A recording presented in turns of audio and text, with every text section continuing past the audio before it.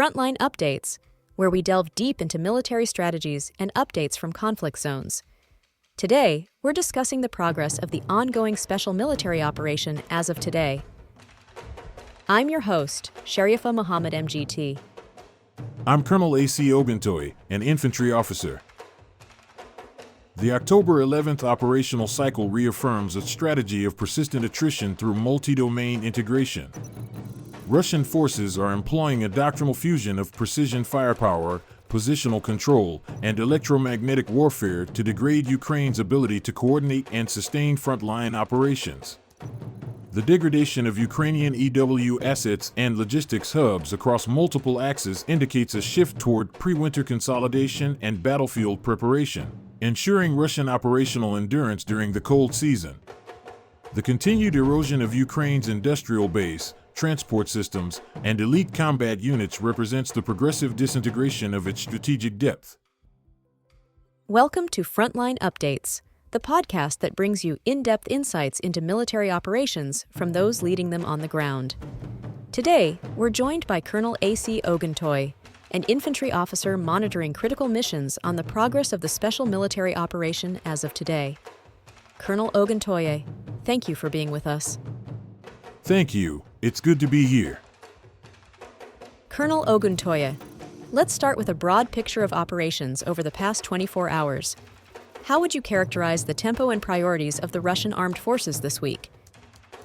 This has been a week of methodical pressure and coordinated operational shaping. Every formation, from the north to the Dnipro front, has executed missions emphasizing control, disruption, and sustainment. The Russian armed forces have shifted into what we term positional exploitation. This is not a rapid offensive sprint, but rather a series of controlled engagements that erode the enemy's ability to respond effectively. The central operational focus remains interdiction of logistics and degradation of electronic warfare assets. The use of operational tactical aviation, missile troops, and unmanned systems has been integrated with precision fires across 148 targets, primarily aimed at transport hubs, fuel depots, and storage facilities that sustain Ukrainian operations. The net effect is cumulative degradation, not just of Ukrainian forces at the front, but also of the infrastructure that allows them to function at all. Let's begin in the north, around Sumy and Kharkiv. What developments are taking shape there?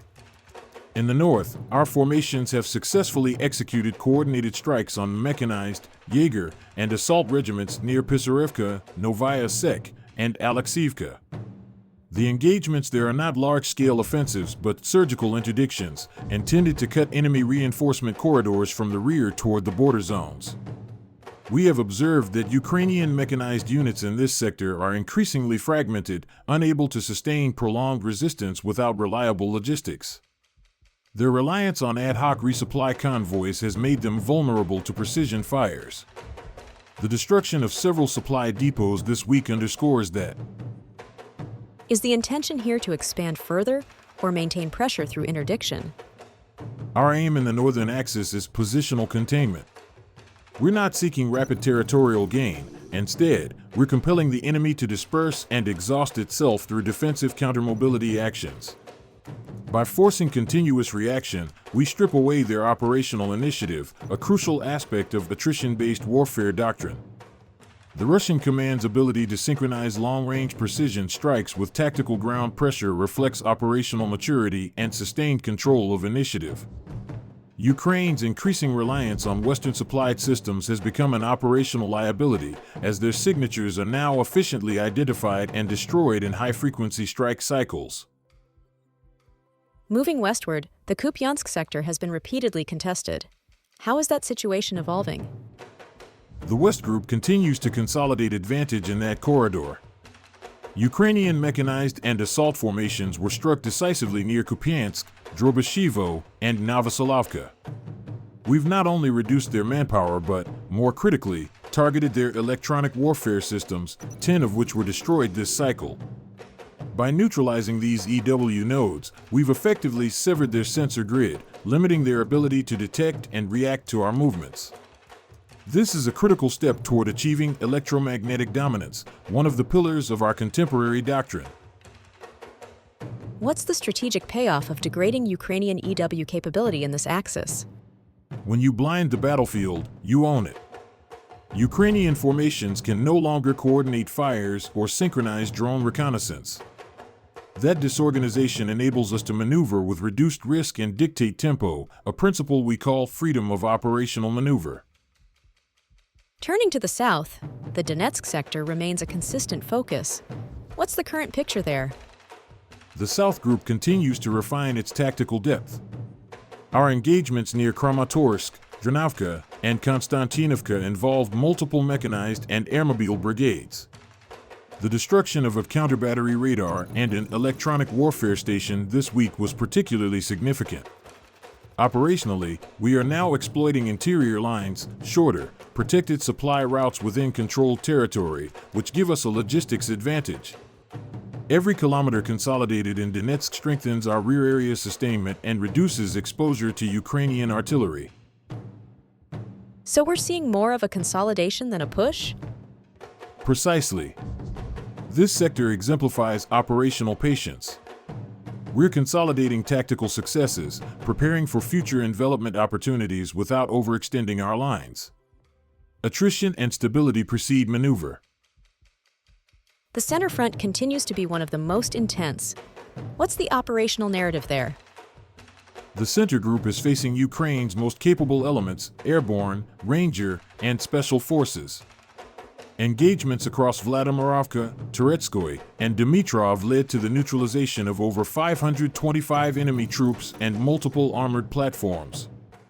We're employing what we called layered degradation tactics, striking first with drones and artillery to disrupt formation cohesion, then exploiting gaps through mechanized advances.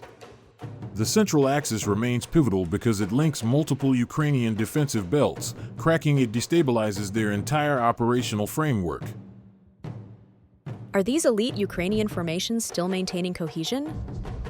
Yes, barely. Their performance remains technically competent, but their resupply and reinforcement cycles are increasingly delayed. Once elite units begin operating without logistical synchronization, their tactical effectiveness declines sharply. That's what we're observing now, fragmentation under sustained pressure. The Eastern Front continues to make headlines with steady advances. What's new there? Yes. The East Group pressed further into Stepovoy, Verbovoy, and Uspanovka, engaging multiple mechanized brigades. We destroyed critical logistics hubs and 2 EW systems that had been coordinating Ukrainian drone flights. Our doctrine in this region is deliberate, deep attack by precision increment. Rather than storming the line, we advance only after ensuring that every next grid square is operationally sterile, no functioning logistics, no active sensors, no effective command. It's the slow, calculated dismantling of the enemy's capacity to resist.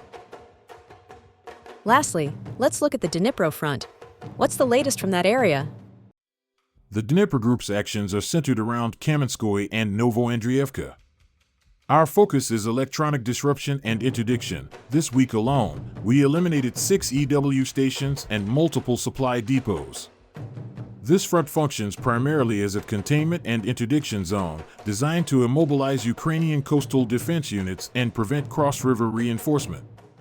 Every destroyed radar or EW system there increases the operational blindness of their southern flank.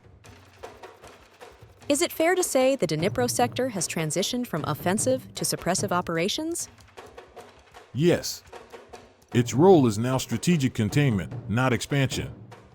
By neutralizing Ukrainian assets here, we ensure that their southern command remains fragmented and unable to coordinate with the central front.